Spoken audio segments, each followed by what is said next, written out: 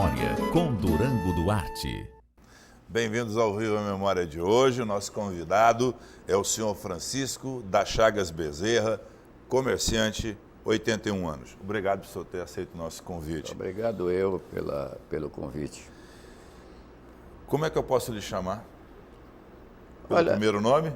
Bezerra. Bezerra? É o nome de guerra. Nome de guerra, perfeito. Bezerra, todos meus entrevistados, e até as pessoas acham que eu sou chato, porque eu sempre digo assim, fale da sua infância, mas é obrigatório falar da infância, porque com 81 anos o senhor é do início da década de 30, ou seja, nascido em 30, e o senhor, como manauara que o é, conhece uma boa parte da história da cidade, e eu queria que o senhor me descrevesse os seus primeiros anos de vida, as suas lembranças, o colégio, bairro que morava, brincadeiras. Esse primeiro bloco eu dedico geralmente às melhores memórias de cada um.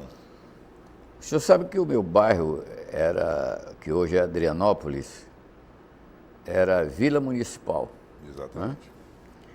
Né? Então eu vivia no bairro com a minha mãe. Eu tinha a minha mãe e meu pai faleceu, eu tinha 13 anos.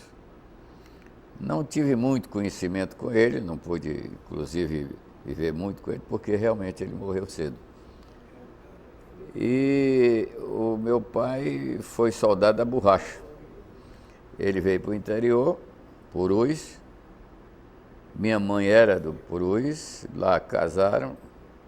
E eu fui o fruto realmente do casamento deles. Então essa família veio do Nordeste, possivelmente? Não, o meu pai. Seu pai, porque... minha mãe é daqui do Purus, no Amazonas. Era. E, na realidade, ele veio para cá, quando todo cearense vinha para apelar para emprego na borracha, era o ideal deles, era todo mundo ir tirar a borracha para ficar rico, né? Por isso chamava soldado da borracha. E eu fui o fruto exatamente dessa coincidência dele ir para o interior e conhecer minha mãe. Família de lá, muito grande, seringueiros, aquele negócio, e ele ficou lá. Depois disso, ele acabou aquela área, aquele problema de borracha, aquele negócio, veio para cá, começou a trabalhar com pleitada, com a prefeitura, com limpeza da cidade, aquele negócio todo. E, lamentavelmente, pegou uma pneumonia, molhando, chuva, aquele negócio todo. E a gente não tinha grandes recursos aí. Né? E faleceu. O senhor estudava onde? Eu estudava exatamente aí, eu estudava no Prato Serrano, esse colégio Prato Serrano, que é aqui perto. Estudava de dia, porque podia estudar de dia, porque eu tinha um pai ainda, né? Quando ele faleceu, aí foi quando eu fui obrigado a minha mãe me tirar do colégio, do Prato Serrano, que é aqui na Terceira Avenida.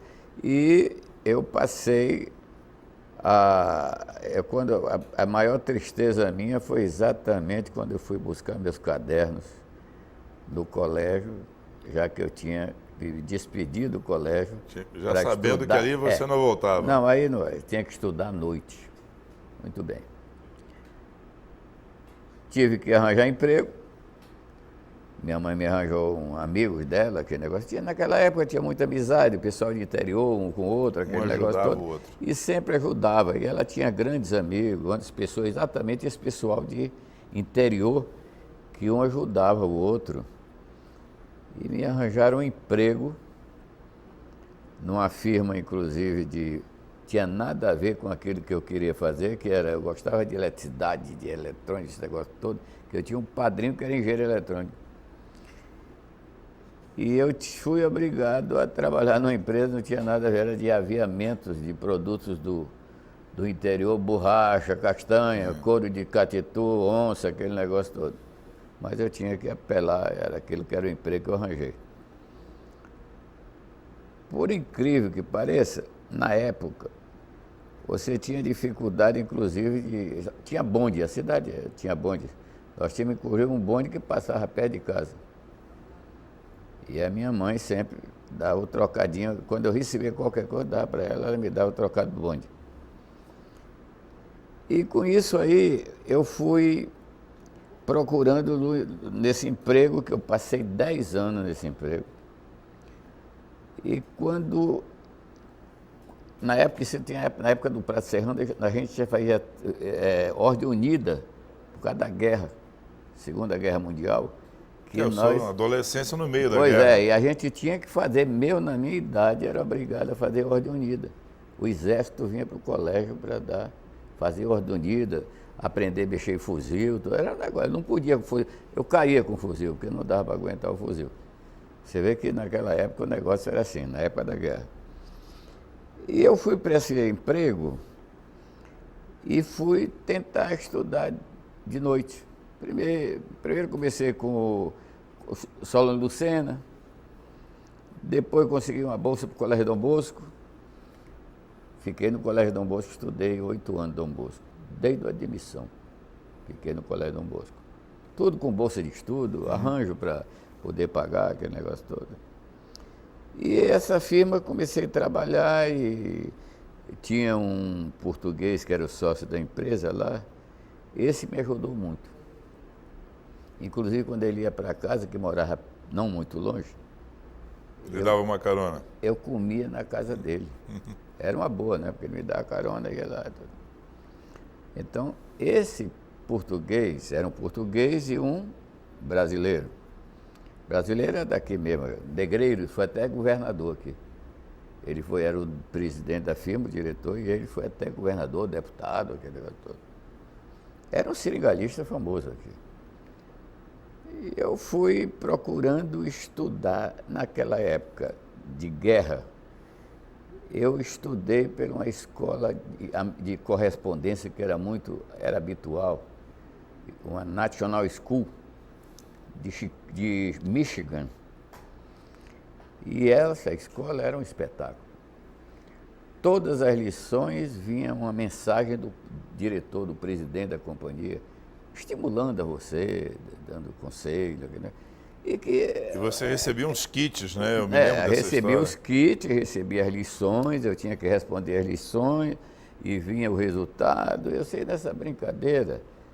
Era realmente uma maneira muito boa da gente descobrir aquilo que ninguém conhecia, né? E eu sei que depois eu comecei gostando da coisa, lendo... Mas era curso de quê? De eletrônica? Eletrônica. Né? Desde da simbologia da água, aquele negócio todo, sistema de propagação, como a onda programava, ela com as ondas jogava uma pedra na água para saber como a onda... Sistema de ondas, né? Pois é. Então, uma escola muito boa, por sinal. Muita gente estudou nessa escola. Depois de formar, de fazer o curso todo e conseguir, eu já ficava capacitado a mexer nas coisas, fuçar, como se dizia na época, fuçava. Equipamento que vinha do interior dos caboclos lá, do pessoal do seringueiro, eu ajeitava. Tipo rádio. Quebrava o galho, era rádio. Quebrava o galho do cara lá. Então eu fui me enfronhando naquele negócio todo e já tinha a confiança do pessoal quando vinha, porque eles quando vinham, que o interior nós tínhamos uma filial em Prainha, no Rio Aripuanã, que era dessa firma, e que lá o que acontecia? Ali ganhava 2 vezes, o camarada pegava, comprava mercadoria, mandava para lá para o interior, ganhava no frete, que o barco era dele, né? Ganhava na mercadoria, ganhava no... Conclusão, a mercadoria que era 50 passasse a ser 100 lá no interior. E o pessoal assim mesmo ganhava dinheiro. Como os seringais ficavam no lugar que quando dava seca você não poderia passar, por causa das cachoeiras, o cara ficava com o rádio lá dentro, ele tinha que ter o rádio para saber os preços dos produtos, para o camarada não enganar eles. Está entendendo? Então, era obrigado o rádio. Ele podia não ter nada, mas um radinho na canoa ele tinha para poder ouvir a rádio dizendo o preço do catu é isso, o preço da borracha é aquele. Então, era uma maneira dele, não podia ficar sem o aparelho. E eu dava cobertura para os caras. Aí começou a ganhar um dinheiro extra. Já começava a ganhar dinheiro. Porque Aí começou, aí era um motor de luz que pifava e eu começava a ajeitar. E o senhor fazia tudo isso na casa da Eu sua mãe? fazia quebrar. E o camarada, o chefe da firma lá, me dava oportunidade, que eu tinha um sótozinho lá, que era um escritório, que eu quebrava meus galhos lá com aquilo lá, ajeitava um, dava um jeito. Conclusão, eu vivia, né? E comecei a ganhar uma nota assim razoável. Com essa brincadeira, eu fui aprendendo a eletrônica e também eu não perdia tempo. Eu tinha colegas meus, na época que começou os primeiros ônibus de Manaus, chamava-se Aliados, ônibus aliados, feito aqui. Década de 50. Aqueles ônibus bem... Feito de madeira, com banco de madeira madeira improvisado. mesmo, tudo, mas funcionava. E a Aliados? Olha que eu sou... primeiros ônibus... Eu sou viciado em história do Amazonas, esse nome eu não conhecia. Não, primeiros ônibus que surgiram aqui foram os ônibus aliados. Um colega, um amigo meu, do Prata, família, o nome dele era a família Prata. E com essa brincadeira, os ônibus queriam colocar o rádio. O som dentro do ônibus? O som de um rádio. Rádio para pegar somente mesmo. Naquela época não tinha Rio Mar ainda, era a Baré ou a Difusora. Que a Rio Mar veio depois, né? Exatamente. Então, por incrível que pareça, o pior de tudo, que eram ondas tropicais. Roteiro. Não tinha rádio de fábrica que funcionasse em onda tropical. Nós tínhamos que fazer o rádio. E eu pegava um colega meu, que era o Misael, um sujeito que era formidável, um técnico espetacular, morava 3 ruas depois da minha, eu passava a noite até 2 da madrugada com ele lá, aprendendo a montar rádio com ele. E a gente tinha que fazer as bobinas, inclusive, enrolado, e ele é tão exigente, que eu era ajudante dele, né?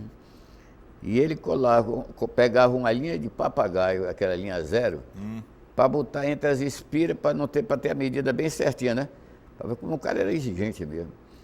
Se não tivesse direito, ele jogava na minha cara o negócio. E eu estava querendo aprender, tinha que aprender mesmo, né? Faz outra, aí eu tinha que fazer outra. Então, isso aí era até mais ou menos 2 horas da madrugada, eu ficava aprendendo o rádio com esse cara. O cara era fenomenal, o cara era bom demais de eletrônica. A gente fazia o rádio e vendia para os ônibus. Os ônibus, para pegar a difusora ou a Baré, que na época primeiro era a Baré, depois veio a difusora. E a caixa de som, como é que era? Tinha caixa de alto-falante, no beco, o ônibus era um arraial, ficava cheio de funcionário, bonitinho mesmo o negócio. Então isso aí, a gente tinha que fazer, porque não existia rádio no Brasil de onda tropical. Quem é que ia ter tropical aqui? Só onda média, né? E com isso aí, nós começamos a ganhar dinheiro. E essa empresa de ônibus, ela cresceu muito. Foi crescendo, e a gente ia fazendo rádio. Com essa brincadeira, esse rapaz, esse Misael, e o senhor não imagina o que era. Eu ficava na casa desse rapaz até de madrugada trabalhando. Quando chegava em casa, minha mãe ainda queria me dar pancada porque pensava que eu estava na rua. Na malandragem? Na malandragem. Não, eu estava trabalhando lá com ele para aprender. E eu vou dizer o seguinte, me ensinou muito. Agora, ele tinha um ideal, esse cara tinha um ideal. Não era eletrônica, era fazer brinquedo. Ele fazia brinquedo, todo eletrônico, todo com eletricidade, luz acendia do carrinho, caminhãozinho, carrinho. Normalmente criativo. Né? Era brinquedo, não era eletrônico, mas ele sabia muito essa parte de eletrônica, sabia demais. E onde é que você começou a trabalhar diretamente com essa questão da eletrônica? Não, eu comecei a aprender e os colegas de rádio, por exemplo, ali no Meretrício mesmo, ali perto da Tamaracá, tinham os colegas de rádio, uma porção de colegas que trabalhavam ali. E tinha um que era o Carvalho, que esse camarada era bom demais. A gente fazia uns amplificadores que até o chassi era feito de latão, ele fazia o chassi. Fazia as tubulações de cobre, tudo dentro, passando. Fazia cada amplificador para a gente alugar amplificadores e eu ficava com ele lá também. Na época, o grande problema nosso era a energia. Porque a energia de Manaus, ela era nominalmente 380 volts para a indústria e 220 nominal para o comércio, para o doméstico. Acontece que o 220, quando dava 6 horas, 7 horas da noite, dava 60. Que caía. A usina foi feita para 200 mil habitantes e já tinha dobrado, dava mais de 400 mil. Com isso, o que acontecia? A energia, quando dava 6 horas da tarde, por aí, 7 horas da noite, era uma lamparina. Agora, pior de tudo, que era corrente contínua. Não tinha como subir, né? Tinha que cair mesmo. Cair e acabou-se, né? Os cabos elétricos da cidade eram dessa grossura, assim, tudo cobre. Chamado puro. cabo C, que o pessoal chamava? Era o cabo C que as pessoas chamavam? Não, o né? cabo C era uma emergência para hospitais. Aquele cabo é que resolvia o problema do pessoal de hospitais, gente preferencial, aquele negócio todo. Inclusive, eu usei muito o cabo C, porque quando eu estava nessa agonia, a gente não tinha como trabalhar. Então, a gente pedia, já era cartaz, quando conseguia um cabo C, já era... Mas o cabo não era muito grosso, ele aguentava. Os cabos que ficavam ali em frente ao Tribunal de Justiça, quando dava 6 horas, 7 horas da noite, eles ficavam rubros de aquecimento, sobrecarregados, onde vinha a usina, que era no plano inclinado. Então a usina trazia aqueles cabos, parecia um fogareiro. E a capa do cabo, que era a capa, aquelas capas, caía, porque não, derretia, porque não aguentava o negócio todo. Era sobreaquecimento devido à carga, que era demais. Então, a maior dificuldade nossa e a maneira mais prática que eu tive uma sorte danada é que eu tinha que resolver o problema. Eu tinha que fazer um equipamento, por exemplo, de rádio. Por exemplo, quando eu pegava um rádio que vinha, o senhor sabe que as indústrias de São Paulo não iam fazer rádio só para Manaus. Você pode contar essa história daqui a pouco? Posso. Vamos para o intervalo e já voltamos com o nosso entrevistado de hoje, Francisco das Chagas Bezerra, comerciante, 81 anos.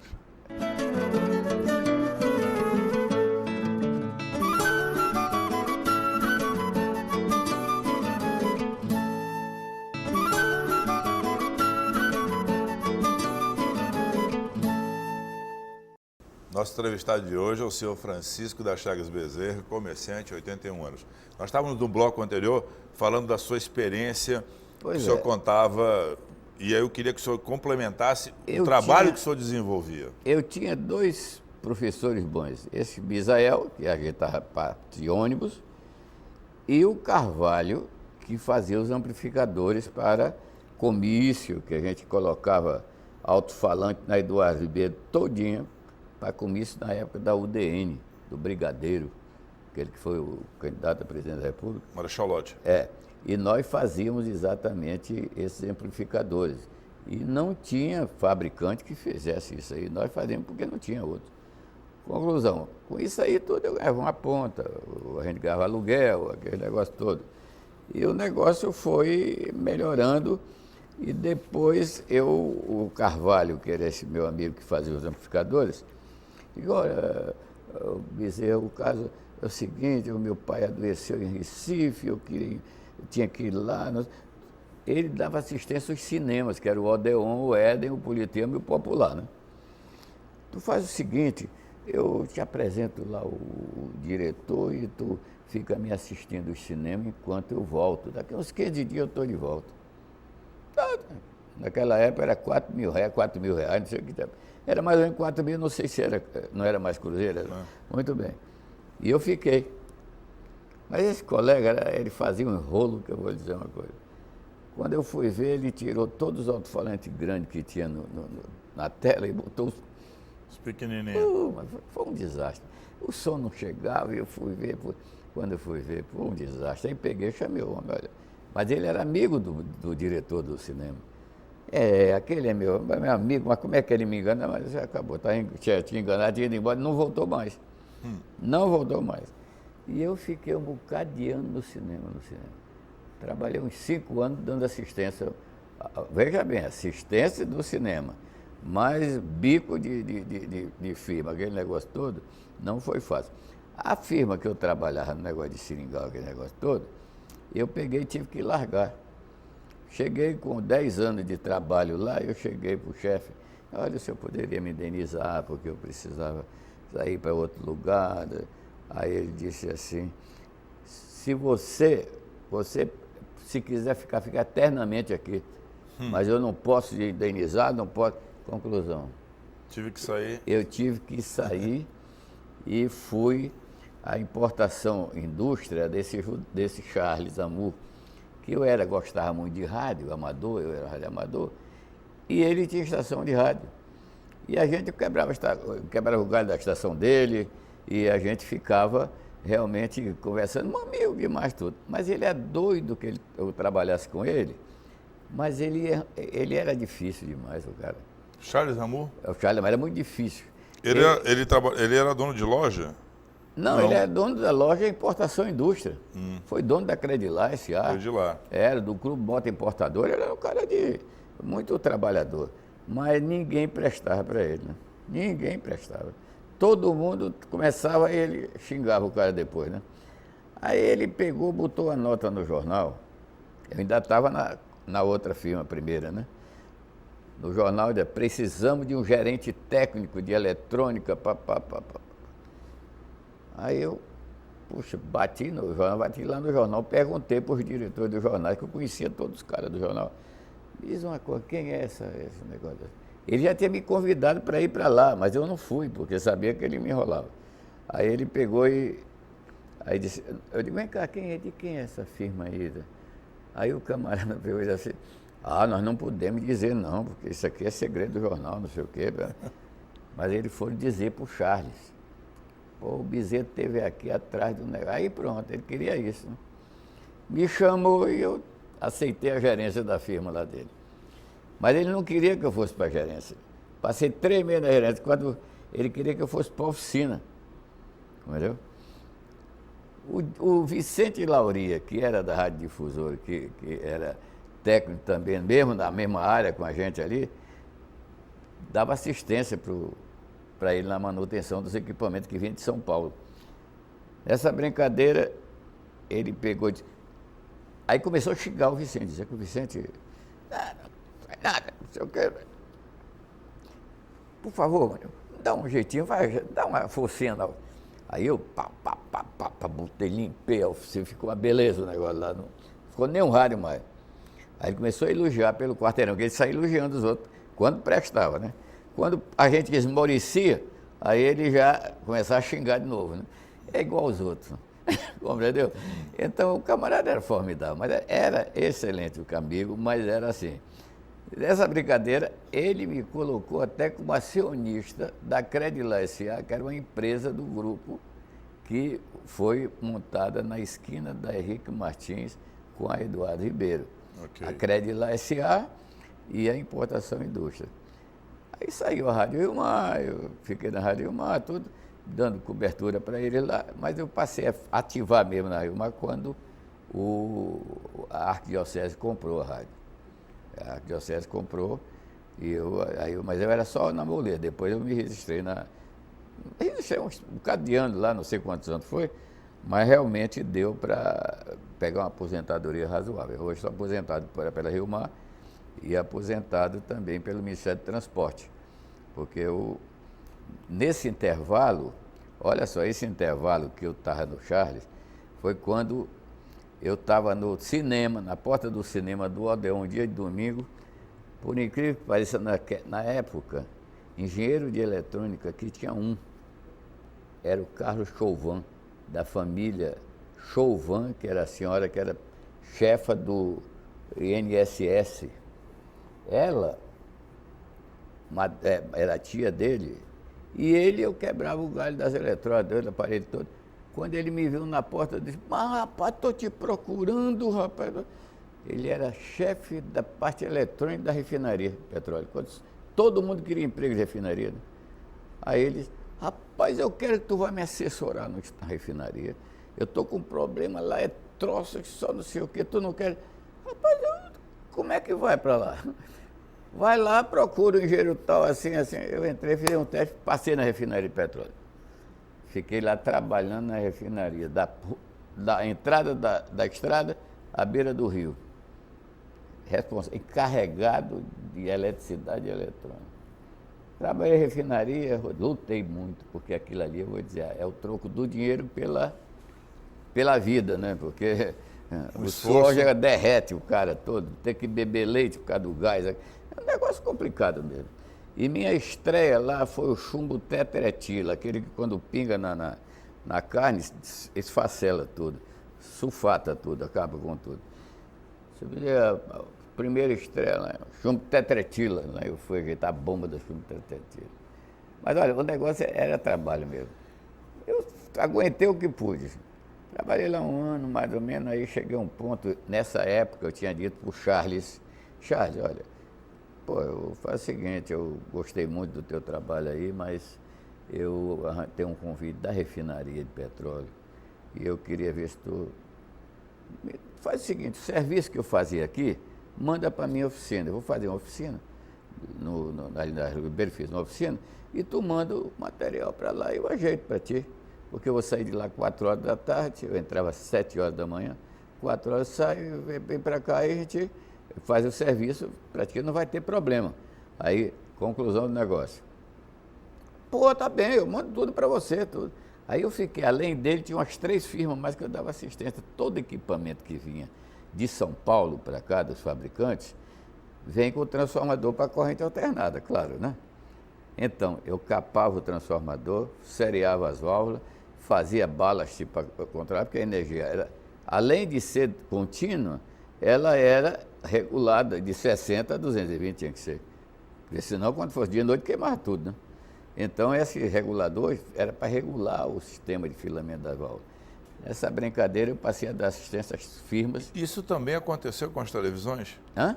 Isso também aconteceu não com as televisões? Televisão, não tinha. Não, mas já agora na década de 70, depois tinha, né? Não, o meu caso foi... A televisão, na época... Não, quando a televisão já veio com motores, outros tipos de motores de corrente alternada, aí nós passamos a ter 2 rede de corrente contínua e rede de corrente alternada. Nós tínhamos uma flutuante que dava energia de alternada. Era uma confusão danada aqui. Então o rádio tinha que, todo o rádio que a gente transformava, tinha que ser corrente contínua e corrente alternada. Era uma confusão danada o negócio aqui. Me conte sobre o rádio amador. Hã? Me conte sobre o seu gosto por rádio amador. O rádio amador era o seguinte, eu trabalhava, nessa brincadeira fui trabalhar no Ministério do Transporte, depois que eu saí da refinaria, e a oficina, e fui para o Ministério do Transporte, eu tinha motor de luz à disposição por causa do problema porque não tinha energia lá, não tinha, era só motor de luz. E o motor só funcionava à noite. E eu tinha de manhã 2 horas de motor para ligar o rádio. Era quando eu resolvi o problema de radioamadorismo, falando todo dia de manhã, eu falava com São Paulo, Rio de Janeiro, aquele negócio todo. Eu tinha, por exemplo, colega em Recife, colega no Rio de Janeiro e colega em São Paulo. O negócio era tão simples que a gente chegava, eu botava o Vox, quando eu falava, fulano, o cara respondia, oi, já está tudo na frequência. Também só tinha aquele minutinho para falar, porque eu tinha que trabalhar. Depois é que foi procurando, melhorando. A usina de luz demorou muito isso aí aqui. Nós passamos 10 anos sem energia que prestasse. Entendeu? Primeiro a contínua. E os equipamentos de corrente alternada que vinha, tudo tinha que ser transformado. Isso não era... O rádio era fácil. E os equipamentos de eletrólise que tinha motor, como é que você fazia? O motor era corrente alternada?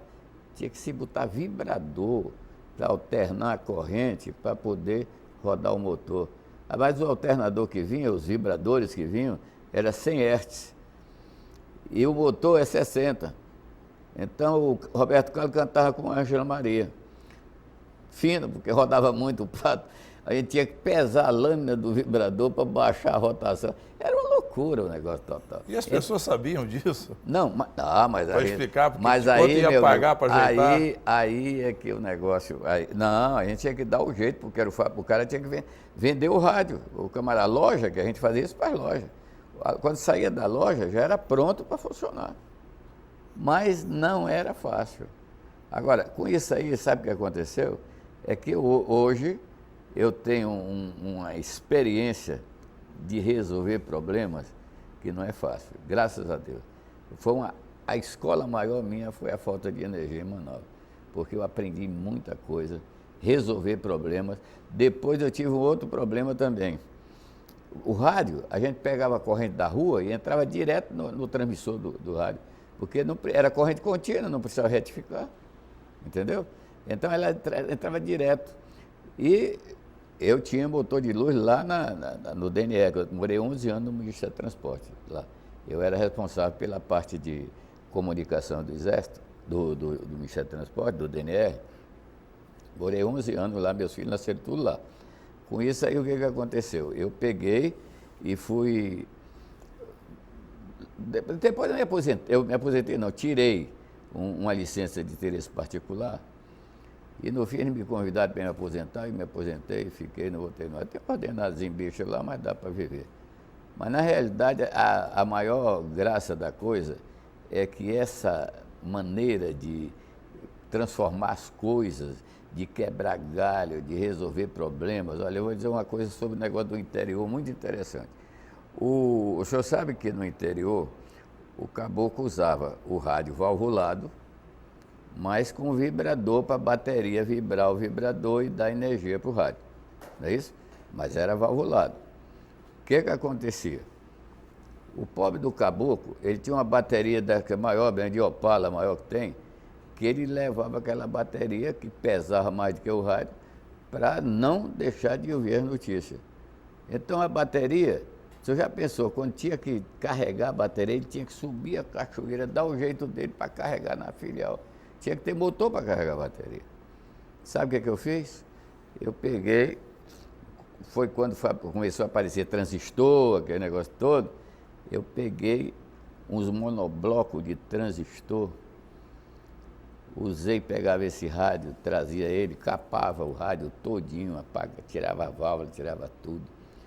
Botava 4 pilhas de lanterna, botava um monobloco de 3 faixas no rádio e o caboclo ficava com o radinho, jogava a bateria fora e ficava com o rádio, carregando o rádio sem problema, com 4 baterias comuns de lanterna. Uhum. Isso aí é que era minhas irmãs, todo mundo trabalhando de noite para poder fazer montar o rádio lá, que era para entregar. Isso rádio do interior. Eu sei que nessa brincadeira o negócio foi, eu fui desenvolvendo, fui aprendendo. Os monoblocos, hoje você não acha mais nenhum monobloco mais desse tipo. Mas na época surgiu, botava 7 transistores, botava 4 baterias de lanterna e o rádio. Depois eu passei a fazer esse rádio para corrente contínua, alternada e bateria. Deu até no rodapé de jornal aí, a propaganda que o Charlie fazia. Mandava botar no jornal, rádio, bateria, corrente alternada. Eu transformava e fazia o negócio funcionar dessa maneira. Quem eram as outras oficinas que faziam isso em Manaus? Além Não, eu tinha Lima Mendes, que era um dos diretores da Labre, Rádio Amador. Tinha o Vicente Lauria, que era da difusora. Tudo ligado à rádio, né, o Vicente Lauria. O Vicente Lauria, ele era um grande amigo meu, porque quando eu viajava assim, furava, ia dar os furos, eu pegava uma passagem para o Rio, fugido para comprar material, o Vicente ficava tomando conta da rádio para mim. Vocês alternavam? E quando ele viajava, eu ficava na difusora também. Às vezes a Fezinha, que era a dona da difusora, ela dizia, pô, Bezerra, eu pifou a mesa aqui, vem aqui rápido. Eu, às vezes, fechava a mesa da Rio Mar, botava lá, voltava, quebrar o galho dela lá para resolver o problema. Quer dizer, que era uma camaradagem, uma permuta muito interessante. O Josué também, todos são amigos, era concorrência, mas a gente era um concorrente, mas era um amigo da gente. Então, a minha vida realmente que me deu muita jogo de corpo em eletrônica foi exatamente essa maneira de resolver problemas difíceis. Porque esse negócio, por exemplo, essa parte do rádio, para transformar o rádio para corrente contínua e alternada, eu tinha que arranjar umas válvulas da Holanda, reguladoras de gás, para controlar os filamentos das válvulas, porque como é que eu ia controlar de 60 volts para 220? Então, muitas famílias aqui em Manaus que estão nos assistindo hoje vão lembrar de que se ouviram rádio foi por causa um pouco da criatividade que o senhor teve. Rádio. Agora, deixa eu lhe pedir um favor, nós vamos rapidamente para o nosso intervalo comercial e daqui a pouco voltamos com o nosso entrevistado de hoje, Francisco das Chagas Bezerra.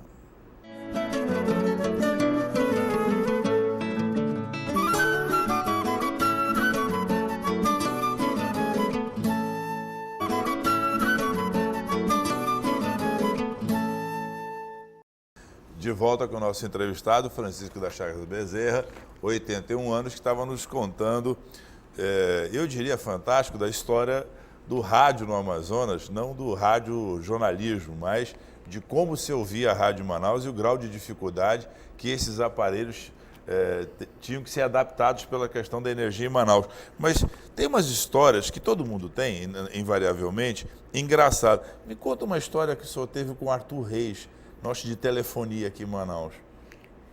Eu fui fazer um curso de aprimoramento técnico do Ministério do Transporte no Rio de Janeiro. Nós éramos obrigados a fazer passagem por fabricantes de rádio, de comunicação, para ficar inteirado dos problemas dos equipamentos. E isso aí eu passei dando aula para o pessoal da Polícia Rodoviária no Rio de Janeiro, de parte de fonte de alimentação. Cada um tinha uma obrigação para fazer num período, vamos dizer, de tarde. E de manhã a gente ficava com aulas do IME. Tinha um Instituto major. Militar de Engenharia. Engenharia. Tinha um major, tinha um capitão e tinha um outro da Marinha, que era sobre integrados, transdutor integrado, muito bem. E o meu chefe lá disse: "Ô Bezerra, tem um capitão aqui", que era professor, ele está querendo falar contigo aí, negócio de Manaus, não sei o quê, parece que está indo para Manaus e quer umas informações. Ele disse: "Pois não tem problema não". Aí marcamos um encontro, eu com o capitão Mauro Porto, cara formidável, era um grande professor. Ele era do IME. Aí ele perguntou: "Não, sabe o que é, rapaz? Me disseram que Manaus não tem telefone". Eu digo: "Não, o telefone lá não presta não. Rapaz, não dá nesse ano. Rapaz, é 8 horas para dar um sinalzinho para você conseguir ouvir". Era da Pará Telefone. Os equipamentos, tudo ainda tubo, o cabo ainda era de chumbo. Um negócio de doido mesmo. E eles não tinham mais como aplicar dinheiro para melhorar, porque também não prestava, não tinha movimento nenhum. E vem cá, e tu não topa para a gente ver se a gente ajuda? Quem é que pode fazer realmente uma central telefônica lá? Naquela época não precisava ser governo nem nada, podia fazer o Felipe Dal, não o Felipe, o ex-Felipe da TV Amazonas, mas o primo dele tinha uma estação em Itacoatiara, uma central de telefone em Itacoatiara. Eu digo: "Olha, até tem uma estação em Itacoatiara, eu acho que Manaus dá para fazer. Então eu vou para lá e nós vamos, e sem cair dinheiro, tu arranja para fazer". Rapaz, eu tenho bons amigos lá, que acho que dá para arranjar o negócio. Disse: "Então, quando eu vou para lá, quando eu chegar lá, nós vamos procurar para a gente fazer o projeto da estação telefônica". Tudo bem. Não incrível que pareça, ele apareceu. Com um mês ele veio: "Olha, eu estou agora como chefe de serviço rádio comando militar aí. Agora, eu não posso aparecer, porque tu sabe como é que é, né? Então eu vou preso ainda, mas nós vamos bolar o negócio da central telefônica". Eu tinha uma lousa grande lá na minha casa, a mulher dele era Miss do Paraná, e a minha mulher, eu também novo, ela começava a bater papo lá, e eles ficavam batendo papo, e nós lá bolando a central telefônica de Manaus, que era a Cantel. Muito bem, quando estava tudo pronto, com o mês nós conseguimos a central, tudo bonitinho, comutação, aquele troço todo. Aí disse: "E agora? Agora está pronto. Agora dá teu jeito, vamos arranjar, ver quem é que vai fazer". Eu digo: "Rapaz", aí foi na época que tomou conta o Arthur Reis, veio como primeiro governador da Revolução. Aí eu pedi: "Olha, esse governador, sabe, ele é muito exigente. Eu acho que nós temos primeiro que falar com ele, porque senão ele pode criar problema para a gente. Então tu marca, bora marcar". Então aí nós marcamos com o governador uma audiência para resolver o problema da companhia telefônica de Manaus. Quando nós chegamos lá no palácio, ele estava danado da vida, que o telefone não dava sinal mesmo. Até que ele desistiu, e vocês aí? Eu digo, Excelência, é o seguinte, nós estamos aqui porque nós fizemos um projeto da Companhia Telefônica de Manaus. Puta, eu enlouqueci. Mas isso não vale mais nada, não presta, não sei o quê. Aí, e o negócio, como é que eu... Não, nós fizemos, nós dois primeiro viemos falar com o senhor, porque saber o que o senhor acha. Ele disse, eu compro a primeira ação e o governo fica com 50%. E vocês vendem as ações. Tá, mano, obrigado, tudo. Agora, o governador só tem um problema, nós não temos nada. Não temos lugar para fazer a central, não temos nada, a estação, né? Bem, então nós vamos fazer o seguinte, chamou o administrador do Palácio, faça um grupo de trabalho da Companhia Telefônica de Manaus, Cantel, botamos Cantel, Companhia Amazônia de Telecomunicações. Aí digo, mas também nós não temos, é o seguinte, tem que escolher o presidente, um diretor administrativo, um diretor técnico. Mas aí é cargo político, o senhor realmente se encarrega dessa parte aí. Agora precisamos de um lugar para colocar uma mesinha para vende esse telefone, né? Bateu o telefone, biblioteca pública na Rua Barroso ali. Ordem para botar uma mesinha, arranjar uma secretária para vender os telefones. Aí nós botamos, exatamente, fomos para lá, botamos o negócio, vende esse telefone. O senhor não acredita. Eu fiquei sem telefone. 2 dias antes acabou os telefones, as cotas, porque era cota, ia comprar os 50%, ia comprar a cota, aí para dar exatamente, para cada telefone era uma cota de ações, né? Nessa brincadeira eu comprei telefone de outro depois, porque eu também não acreditava muito, não. Eu vou dizer o seguinte, nós fizemos a Companhia Telefônica de Manaus. Depois, Quantos números telefônicos chegou a ter? Acho que era 2.000, 3.000, não era muito não, depois que foram ampliando aquele negócio todo. Aí ele disse, olha, o caso aqui é o seguinte, a comutação vai durar não sei quanto tempo. A rede, outro tanto tempo, vai ter que dar um jeito para arranjar um meio de comunicação, seja lá para onde for. Porque a companhia tem que ganhar algum trocado, algum dinheiro. E o governador arranjou um lugar que era da Marechal Deodoro para ficar a companhia lá, depois, a Cantel mesmo, a Cantel. Aí eu peguei e digo, bem, eu comecei a bolar cabo, transmissão por cabo, uma porção de coisa, porque era para Itacoatiara e Parintins, né? Aí não, era difícil o negócio, porque o cabo bota lá, o cara dá um tiro no cabo, fura o cabo, pifa. Aí eu peguei, ele disse, mas tu devia fazer o seguinte, por que tu não entra na central da rede telefônica?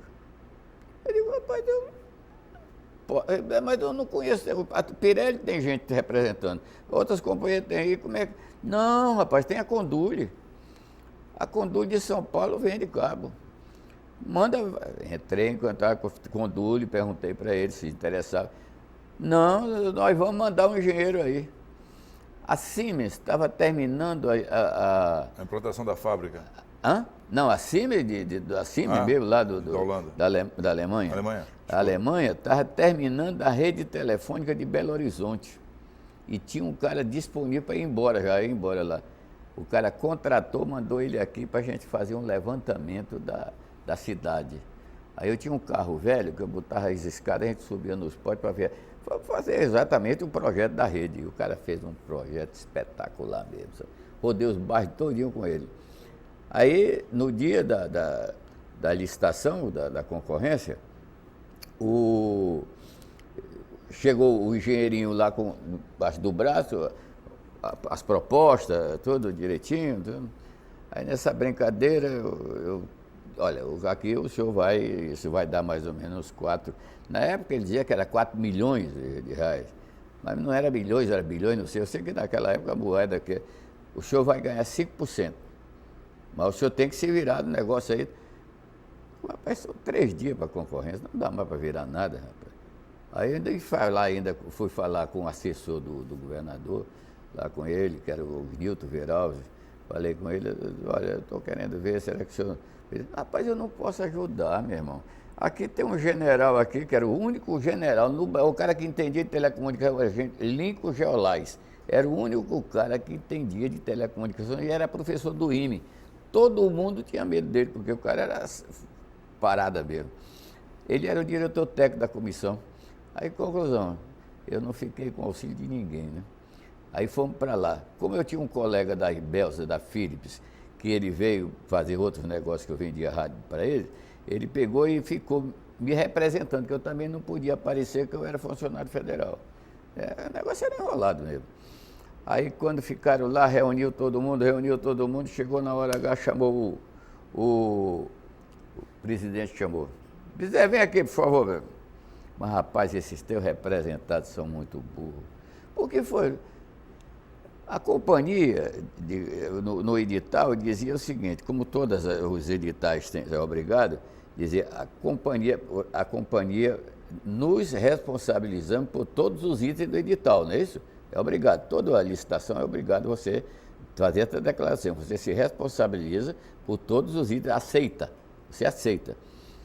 Aí ele botou lá, aceitamos todos os itens do edital, com exceção do item 6.1, olha aí, que era exatamente porque a companhia se reserva o direito de comprar o cabo onde lhe convier. Botou ele de lado, né? Aí ele pegou e disse que não aceitava aquele. Aí foi eliminado. Era só 2 e eu realmente perdi o negócio. Para aproveitar o nosso programa, que já está concluindo o tempo, me fale daquela tendência do rádio amador, das pessoas usarem o rádio amador para se comunicar. É o seguinte, na época que realmente Manaus não tinha telefone, o pessoal usava o rádio. Eu tinha um rádio equipamento que você fazia duplex. Ele mandava, era telefone, você ligava ele, botava no carro, fazia tudo. Inclusive eu fiz o primeiro telefone de celular, eu fiz assim. Botei no carro, tinha um repetidor e transmitia para todo mundo, fazia ligação, para fazer brincadeira, aquele negócio todo. E com esse negócio, o que aconteceu? O pessoal começou a botar repetidoras, tinha umas 50 repetidoras de rádio aqui, todo mundo para vender sinal de telefone. Ele discava e fazia os telefonemas deles, porque não tinha celular. O que aconteceu? Choveu de radioamadores, que não era, tinha que ser radioamador. Para poder ter o... mas ele não tinha nada a ver com radioamadorismo. Ele queria, por isso eu apelidei os caras de autopetista, porque era um autopete, na realidade. Era o autopetista. Com essa brincadeira, todos esses, inclusive o Gilberto Mestrinho, o governador fez, o filho dele, todo mundo fez, secretariado do Palácio, todo mundo fez exame para radioamador. Mas não é porque eles queriam falar para telefonar, né? Não era radioamador, não sabe nem o que é radioamador, era para fazer exatamente comunicação.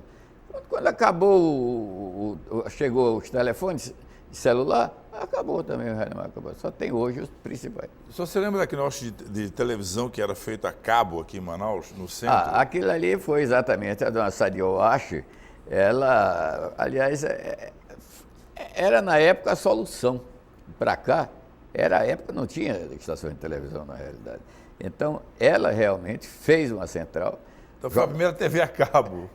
TV a cabo, mas acontece o seguinte, é que o sinal devia se perder com certo... Não, e o cabo, ele absorvia o sinal todo no decorrer da trajetória dele, né? Então, quando chegava, não dava, tinha que fazer caixa para amplificar. Era um rolo doido da vida, e o sinal chuviscando, tudo. Não funcionava, mas era a solução na época, entendeu? Era a solução na época. Depois o negócio melhorou. Hoje a gente fica admirado de ver como o negócio... A evolução que a cidade teve, né? Hoje eu tenho um telefone aqui no bolso que tem energia digital, TV digital já. Está entendendo? Então é isso aí. Lamentavelmente, naquela época era essa, também ela deu o primeiro passo. Depois ela ficou com o Canal 10 aí também, né? Tem alguma outra história que o senhor lembre que seja muito interessante nessa área? O caso é o seguinte, a história tem muitas, mas na realidade isso aí realmente... Eu já disse aquele negócio do rádio que nós fizemos do interior. Eu tenho um caso muito interessante que uma vez eu cheguei lá em Tefé para ver a Estação dos Padres, que eu fui responsável pela manutenção das emissoras da Arquidiocese de Manaus, né? Quari, Tefé, esse negócio. Eu ia quebrava o galho, fiquei até lá em Guajará-Mirim, na fronteira da Bolívia, tudo na base do amor, eu não cobrava nada para os caras, eu era da rádio. Então, nessa brincadeira, eu cheguei lá, tinha a turma do Projeto Rondon, tudo fazendo os cálculos matemáticos do problema que a Ângela Maria, não era a Ângela, o Roberto Carlos cantava com a Ângela Maria, né? Fino. Então, o toca-disco rodava demais.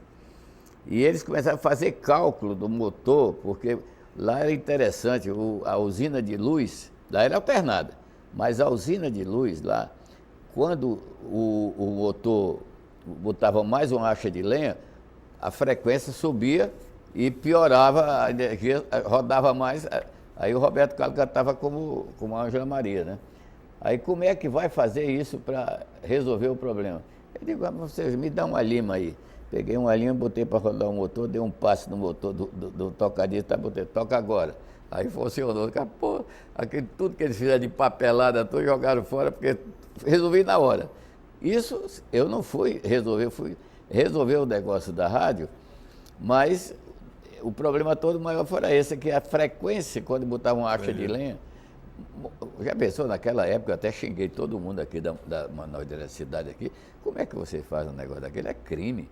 Botar a acha de lenha, o cara ficar com o voltímetro lá para ver quando, olhando o pobre do lá e jogava mais. Parece que esse problema de energia, passado 30, 40 anos, continua do mesmo jeito. Eu queria lhe agradecer a sua presença e eu queria dar-lhe um último minuto para o senhor fazer alguma mensagem para a sua família ou agradecer a quem que o senhor quiser. Não, eu quero, em primeiro lugar, parabenizar vocês aí, porque eu vi que a TV Cultura, eu conhecia a Cultura uns 10 anos atrás aí, eu vi agora que o negócio aí está muito bom, câmeras aí espetaculares, mudou totalmente aquilo que eu antes tinha visto e agradeço a oportunidade de poder dizer essas histórias, porque realmente a minha vida é uma história, porque tem mais de 50 anos de luta e dá para a gente saber o que era Manaus, tem muito mais coisas. Claro, com certeza. Manaus era porto de lenha, hoje realmente é uma cidade maravilhosa, gosto muito da cidade. Você, por exemplo, eu dou assistência à Assembleia Legislativa, quando a gente olha lá de cima do restaurante Manaus, vem aquela roseira de edifícios, que quem é hoje realmente vive em Manaus, vive bem, porque realmente a cidade está bonita, cheia de viadutos. A gente tem que parabenizar governador, prefeito, tudo, cada um faz uma pontinha e o negócio funciona. Muito obrigado ao senhor pela gentileza, por lembrar de mim, e estamos sempre às suas ordens. Um grande abraço, tudo de bom. Tchau. Encerramos mais um Viva Memória e até o próximo programa. Um grande abraço a todos vocês que nos assistem às quartas-feiras e aos domingos. Até mais.